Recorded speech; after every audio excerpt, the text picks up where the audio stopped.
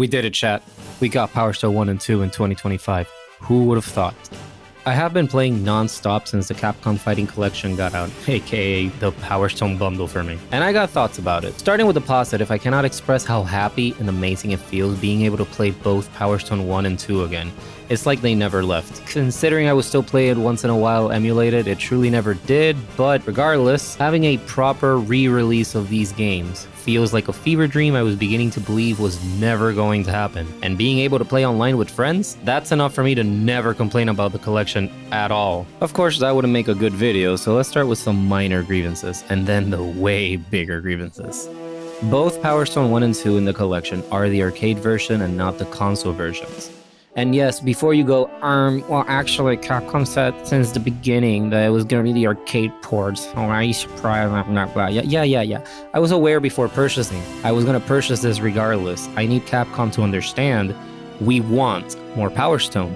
So I wasn't about to sheep out in the first proper port since the goddamn PSP version, just because it was just an arcade port and not the Dreamcast one. That being said, my excitement kind of blinded me of what it really meant for them to use the arcade versions and not the console versions. For starters, I never really knew how different both versions were. I thought it was minor things here and there, but that really isn't the case at all. The games feel incomplete in a sense. Powerstone 1 not as much, partly because that game's console version was basically already just in arcade mode, and everything that was console exclusive were stupid shit like using Final Vargas, which was incredibly unfun to play against, and the weird third-person mode or whatever. In reality, we could do without either one of those things, so the first game is completely fine. Plus, this version has blood effects. It was so unexpected, but I don't mind it at all. If anything, it makes the hits feel more meatier in this version. So you might be wondering, well, it sounds like it's better now, right? Well, yeah, Powerstone 1 is, but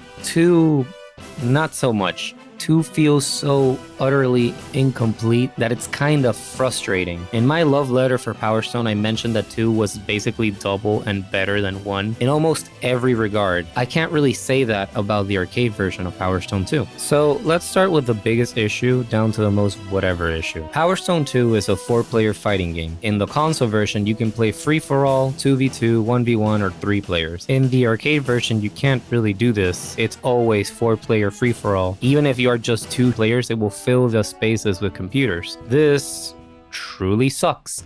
Probably the worst aspect of the arcade version. By losing 2v2, you lose one of the coolest abilities, which was able to jump from your teammates to perform the Powerstone 1 original grab animations. A really cool addition in my opinion. 2v2 and other ways to play the game are missing because the original mode of the console version is missing from this collection. This screen right here is where you can change the amount of players, the amount of computers, and what team they were in. If they literally add this, all of the problems are solved. The other insane omission is the 4 unlockable stages.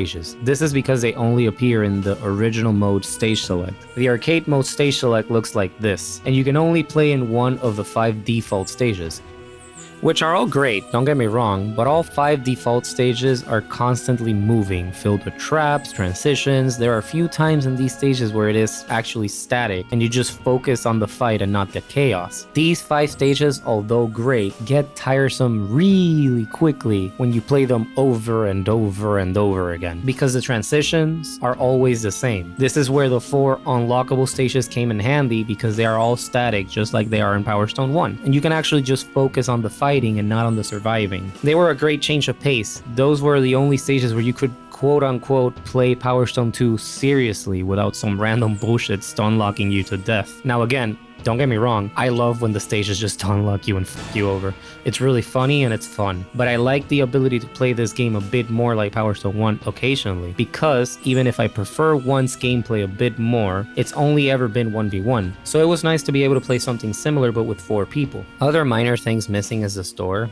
This doesn't matter much because all the items are already unlocked, and positive side note, can I just say it's insane that even to this day, 25 years later, I am still seeing new items I have never seen before. That's just so wild to me. Gameplay wise, everything's pretty much the same for what I can tell. Only difference I've been able to spot is that Pete's Nutcracker ability is static. You can't move it like in the console version. Other than that, I haven't really seen anything else that's different. And that's why even though Powerstone 2 feels so incomplete, it's still an amazing time. I have laughed so much playing it again with friends. friends, and it has brought a sense of childish joy I once had for video games. Just having it this accessible to play with friends is enough to make it worth it for me, and being able to finally play them with friends that I've always wanted to play these games with is really all I needed at this point. So yeah, overall, happy, even if it might not seem like it because of Powerstone 2.